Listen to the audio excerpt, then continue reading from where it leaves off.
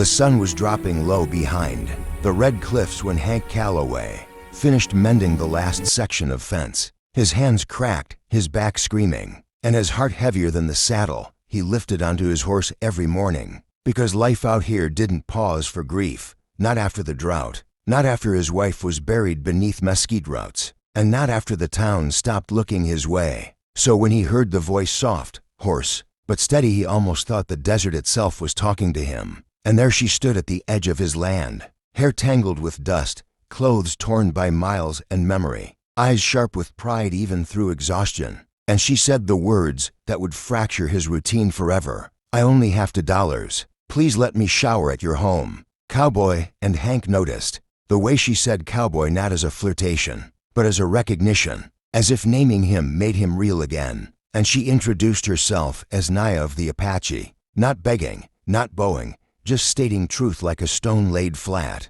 And Hank's first instinct was to say no, because kindness had a way of opening wounds he barely kept stitched. But something in her gaze, ancient, unbroken, reminded him that survival was a shared language. So he nodded once and led her inside the small wooden house where silence had lived too long. And as water steamed from rusted pipes and dirt fell from her skin, like the shedding of a former life, Hank sat on the porch wrestling with thoughts of trust, of history, of how this land remembered everything even when people tried to forget. And when she stepped out wrapped in a clean blanket, the woman beneath the dust revealed herself not as weakness, but resilience. And she spoke of walking days after being turned away from towns, of work promised and denied, of names whispered like curses. And Hank realized the West wasn't just built on courage, but on the quiet cruelty of who got to belong. And as night settled, he offered stew without words. And in that shared meal something fragile and powerful formed.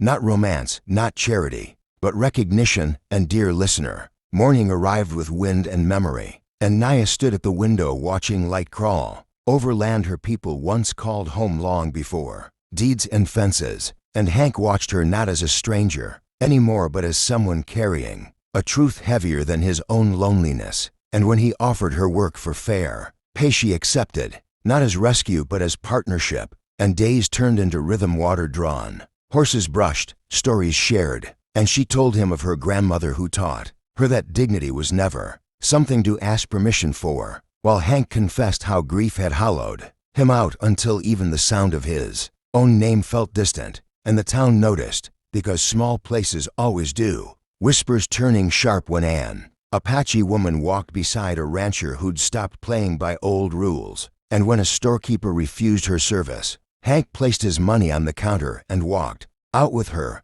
understanding at last that neutrality was just another form of silence. And trouble came one night in the form of men who believed history belonged only to them. But they left when they saw Hank standing firm and Naya unafraid, because courage unsettles cowards. And in the weeks that followed, Naya saved enough to move on, yet she stayed, not because she had nowhere else to go, but because belonging isn't about blood or borders. It's about being seen. And when she finally rode away, clean, strong, unbroken, she left behind $2 on the table, not as payment but as reminder. And Hank kept them, because some moments are worth more than land or gold. And as he stood watching the horizon, he knew the desert had spoken through her that day, reminding him that compassion is the bravest frontier of all. And if this story moved you, challenged you, or reminded you of your own strength, don't let it end here. Subscribe to the channel, because every story we share keeps the fire of humanity alive.